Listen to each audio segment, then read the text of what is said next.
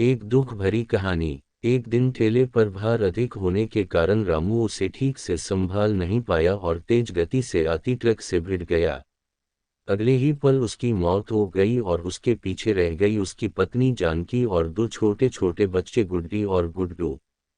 एक तरफ रामू का अंतिम संस्कार किया जा रहा था और दूसरी तरफ उसके बच्चे बिलख रहे थे।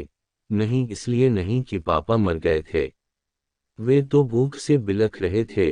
उन्होंने कई दिनों से पेट भर खाना नहीं खाया था और आज तो मुंह में एक निवाला भी नहीं गया था। सो भूख से रोए जा रहे थे। माँ माँ कुछ खाने को दो न, माँ बड़ी भूख लगी है, माँ कुछ दो न। कोई पत्थर दिल भी इस दृश्य को देखकर पसीज जाता। पड़ोसियों को भी दया आ गई, अगल बगल से खाना आ गया।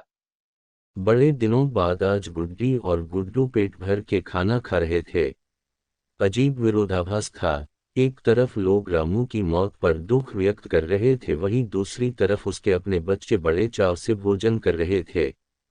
जानकी ने अगले कुछ दिन इसी तरह से उधार लेकर और इधर उधर से मांग कर अपना और बच्चों का पेट पाला। लेकिन ये कब तक चलता। लोगों ने मदद करना बंद कर दी। जानकी पागलों की तरह काम खोजने लगी, लेकिन तमाम कोशिशों के बावजूद भी किसी ने उसे काम नहीं दिया।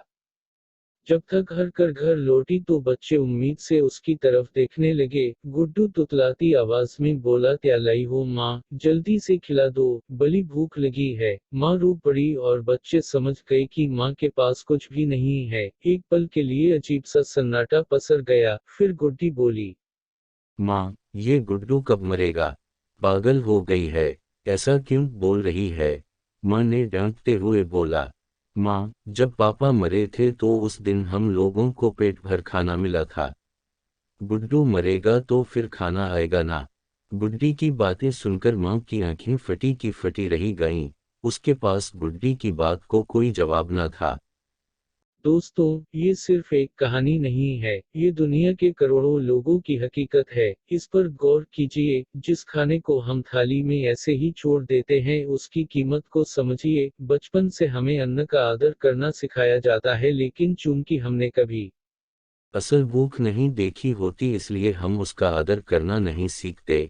एक दिन, बस एक दिन भूखा रह कर देखिए और आप करोड़ों लोगों का दर्द समझ जाएंगे।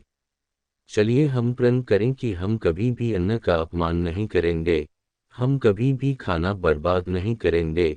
हम कभी भी होटल जाकर दो लोगों के बीच चार लोगों का खाना नहीं मंगाएंगे। चलिए अन्न को बचाएं और उसे ऐसे लोगों तक पहुंचाने का प्रयास करें जिन्हें इनकी सचमुच जरूरत है। स्टोरी अच्छी लगे तो चैनल को सब्सक्राइब करें।